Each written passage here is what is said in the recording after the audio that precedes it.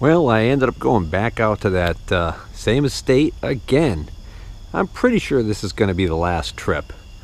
And I ended up buying this stuff. This was stuff that I really didn't care either way whether or not I ended up buying, and in the end he decided to sell it cheap enough that I decided to pick it up. So there's a few items that I've seen since the very first time I've been out there, and just go over these real quick. Ha!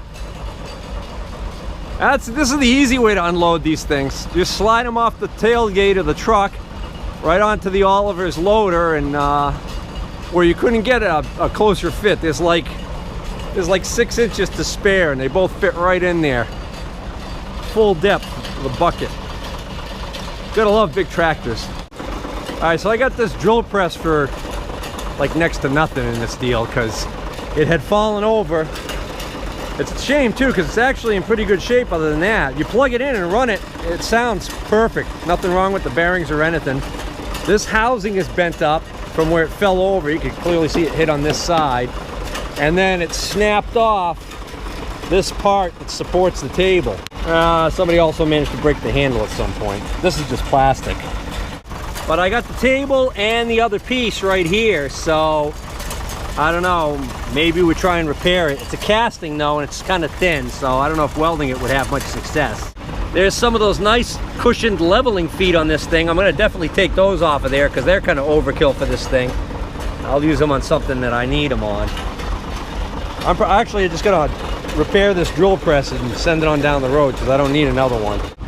And before it gets too dark and I put these things away, I just want to show out of all the contents that was in this cabinet, old paint and stuff like that, I didn't take any of it except for, I found this synthetic beads for bead blasting. Weird, these 2 little containers of it. And look at this, a gallon of Cool Mist concentrate. So it says mixed fluid ounces with 1 gallon of water. So this gallon of Cool Mist concentrate, I'll be able to use it in that Cool Mist mister that I got, that I showed you guys in the previous episodes. So that was nice, because this stuff is, I think it's 35 bucks for the gallon. Now this is 2003, so it's pretty old, but I'd be willing to bet this probably doesn't, well, I hope to think it doesn't go bad. Right here. So that's a nice cabinet. I haven't decided yet if I'm going to keep that one. So in this cabinet, this is a Just Right cabinet made by the Just Right company, or I don't know, but this is a cabinet for flammable liquids, and these are pretty darn expensive new, and even used these still trade. You know, if you find the right buyer, you can get a decent amount for these. Comes with 1 shelf in there. I thought it should have more shelves, but the funny thing is the other ones I saw online only came with 1 shelf. And then the only other things I got was he let me take pretty much as many of these plastic sorting bins as I want. And then this box had a whole bunch of these things in it. Bombs. They're bombs. But what these are these some sort of automatic fire suppression doohickeys. And I'm not positive, but I think maybe these might be part of an automatic fire suppression system for this cabinet, believe it or not. Something spilled in the bottom of this cabinet. Ew. Oh, that's disgusting. Why did I touch that? All right, my son's yawning. Oh yeah, it's dusk, you should be exhausted. That's funny, some of these are small. The labels are worn off of them, but somewhere at some point I think I found one of these and determined that that's what this is for. Here's the Just Right installation instruction. I get on my email. Oh, well, there's nothing in the instructions that says anything about those things, so maybe those are for something else. I don't know. I'll have to try and figure out what those are. And there's a bunch of these, I don't know, almost like specimen bottles. They appear to be brand new unused, so figure what the heck. Why throw the, use those for screws and stuff, I guess. I don't know. All right. And I got another one of these rolling carts. It's identical to the last one I got. So I'm gonna keep one and sell the other. All right, so that's it. We got to get moving because it's getting dark. So that's gonna be it for this episode, and I think I'm finally done with that estate. I think this is gonna be the last of it. Hey everybody, I'm interrupting this video. It's early Saturday morning, the end of September, and could it be October 1st already? I don't know. Anyways, so I wanted to take a moment and talk about, well, first let's talk about what you just watched. If you got to this point, you just finished watching the last episode in the May 2017 estate series, that haul of those cabinets and stuff, which was a quick video, which in part is why I'm doing this here, because the video ended up editing down to 5 minutes. So decided we're gonna do a little bit of a little update here. We'll throw this in. So that's the last of the stuff out of that estate. It's pretty much everything that was left back there is stuff that, you know, either had been sold to other people or is just stuff I don't want. There's still some stuff there that would be good for somebody, but not me. So that is in the books, as they say.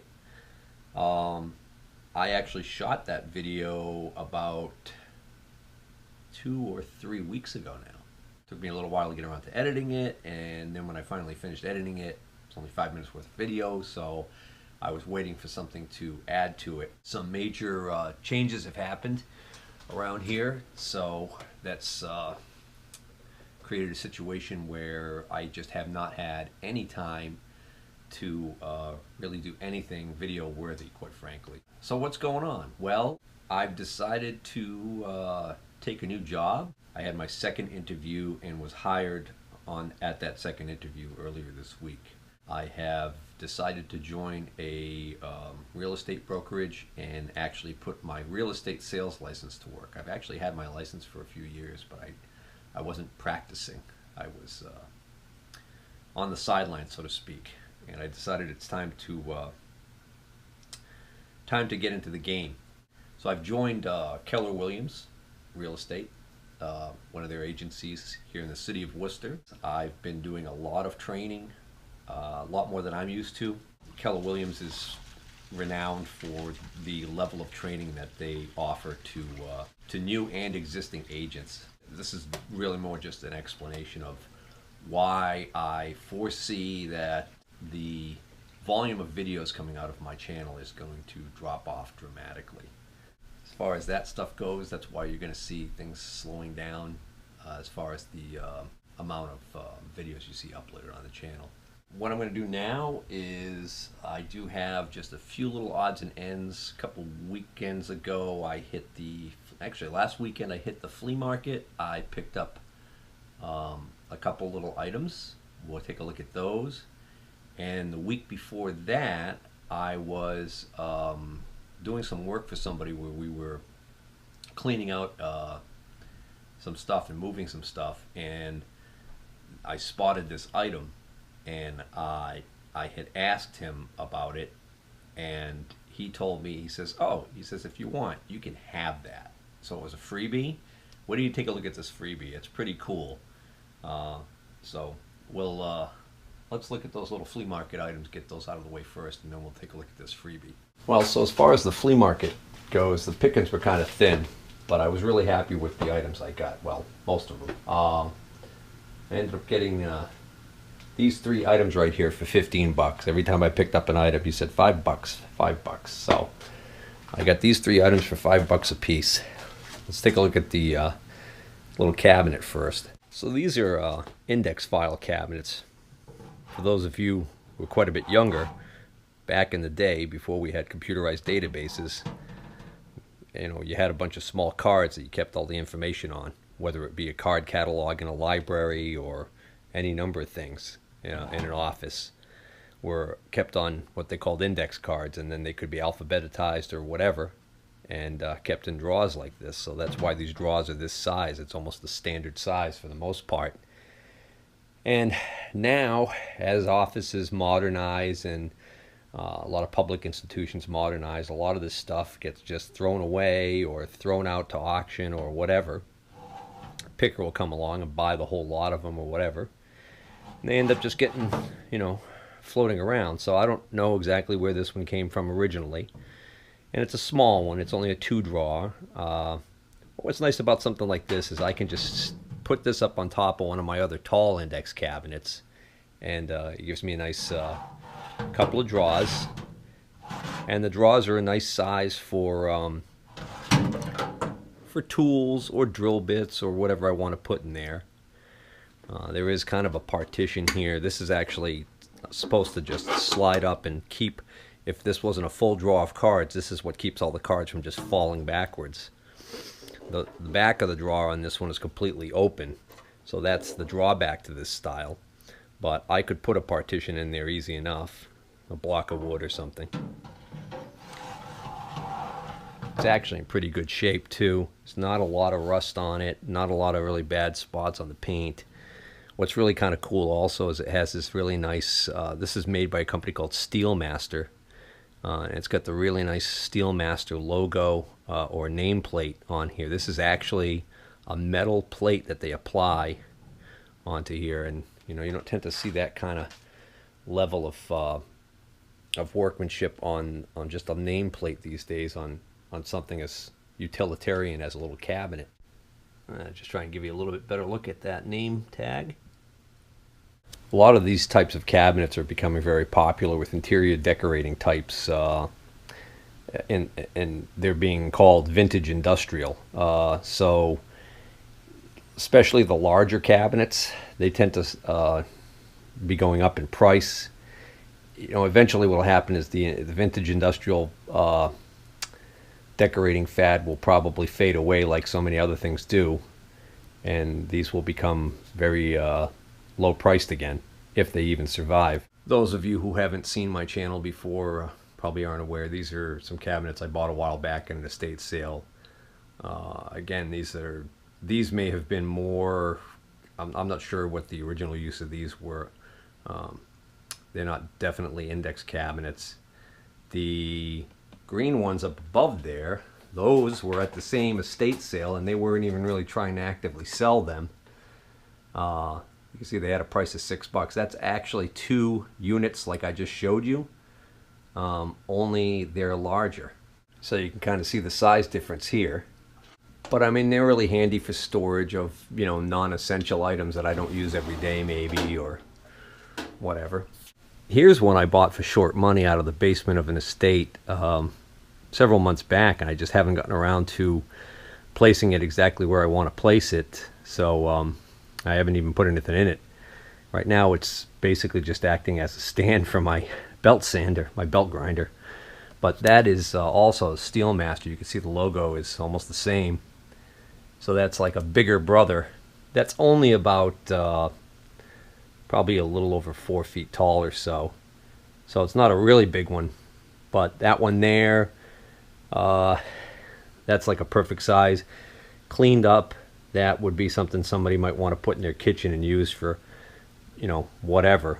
And make it a conversation piece of vintage, office, industrial, whatever. All right, take care, and don't forget, hit the subscribe button. This next item's, it's all wet because I just brought it in from outside. It rained last night. I've been leaving this out because the lack of space in here, and it's all stainless and plastic anyway, so it's not going to get hurt. But this is marked on the bottom, the Firestone Steel Products Company of Spartanburg, South Carolina. So the vendor I got this from said that this was part of a load of stuff that he had acquired that was part of a beer making setup. Somebody was into home brew, and they had all of the tanks and everything, and he had already sold that. And this had gotten misplaced initially, so that's why probably whoever bought everything else would have bought this with it. But this is a keg. I'm not sure what size they classify this as. I had to go online and research to figure out exactly what this was. I think that there's a plastic piece that goes up around this. That's kind of like the way this ring on the bottom is. I think there's supposed to be a ring that goes on the top here, maybe on this thing, that kind of protects this stuff. And I think that might be why I was having trouble identifying it, because I haven't found one online yet that looks exactly like this without a plastic ring on it.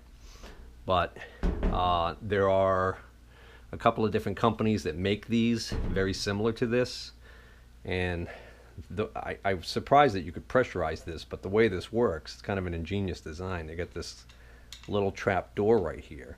You flip up this lock, okay, that allows this door to fall in, and then you fiddle around with it and you can get it to come out. And then you can see that there's a rubber gasket on here. So what happens is, as pressure builds up, that's going to just push this out and compress that rubber gasket even further and actually make the seal even tighter. And then I'm thinking this little doohickey right here is a manual / automatic pressure release. You pull up on this here and it's gonna vent this pressure, and then it's got a spring in there and probably a little check valve or a ball check, and what'll happen is if the pressure gets too great in there, it'll vent off.